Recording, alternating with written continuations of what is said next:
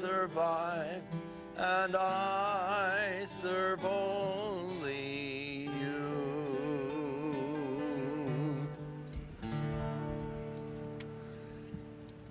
Very appropriate chorus for this place, because this is the area where the prophet Elijah challenged the prophets of Baal,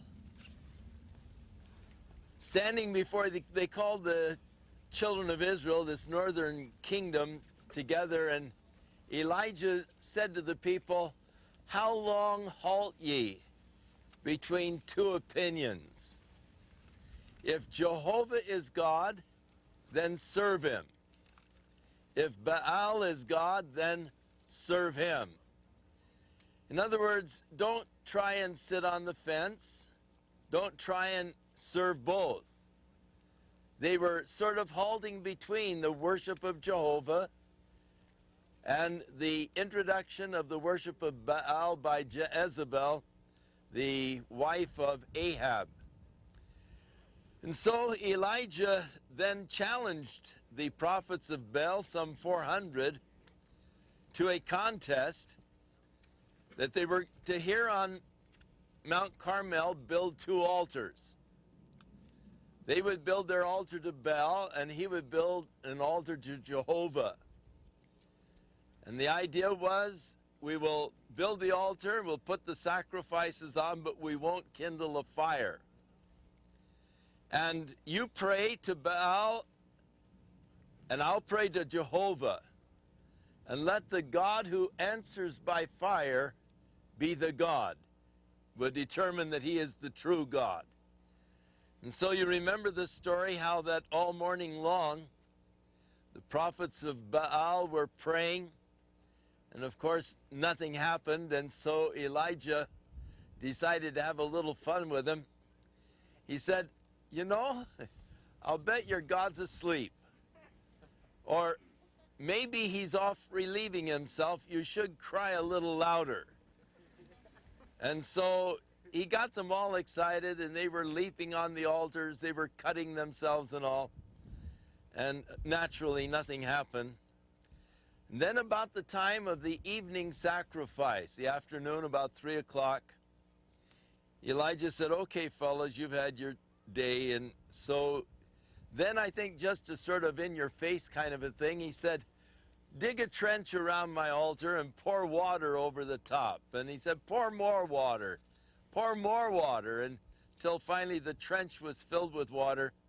And then Elijah prayed and said, "Lord, you know, I know that you're God, but that the people might know."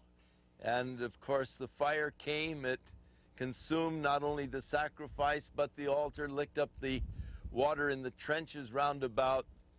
The people all fell on their faces and began to acknowledge Jehovah is God. And catching the moment, seizing the moment, Elijah took the 400 prophets of Baal down into the valley below, into the little brook Kishon. And there he slew the 400 prophets of Baal in the brook Kishon.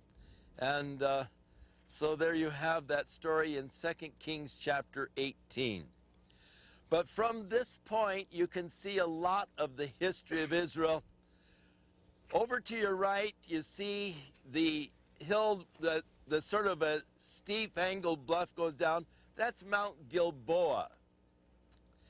And that's where the Philistines had moved all the way up, and Saul and his army were there at Mount Gilboa. It was when Saul could not hear from God, he decided to come across to Endor, which is right straight out the hill of Moreh, and just on the other side there is Endor, to the witch, and called for Samuel to come and to share with him. It was also over there on Mount Gilboa where Gideon had gathered with his men. And the valley out there was so covered with the Midianites that their tents and all, it said they looked like grasshoppers covering the ground. And it was from there that Gideon attacked then the Midianites in the valley below. The rounded hill straight across Mount Tabor. And there is where Deborah came against Sisera with Barak and defeated the forces of Sisera, whose chariots got stuck in the mud down below. And then just straight across the buildings there on the hillside, just on the other side of that is Nazareth. And that's sort of an extension of Nazareth that you see now, Upper Nazareth. But down in the little valley below, we'll be going past there this afternoon, is Nazareth. And so you see how, you're compact, you're close together. Behind you, you can see Caesarea, where we just were, out by the Mediterranean. Those big stacks are Caesarea. And here, of course, the area of the mountains of Samaria are over here on your right. And then Gilboa, and just beyond that, of course, the Sea of Galilee. So it's just a small little country. You just compact it down, and these events happen just close to each other, really, in this small little country. So beautiful day today as far as visibility. Usually there's so much haze up here you can't see Tabor except just barely in an outline. But great day today for seeing the countryside. To our right and up just a little ways to the right here is Megiddo. And so this is the Valley of Megiddo. And we'll be talking about that more when we get to Megiddo this afternoon. But just to help get everything in perspective from up here, you can just look at one Bible event after another in this area up through here.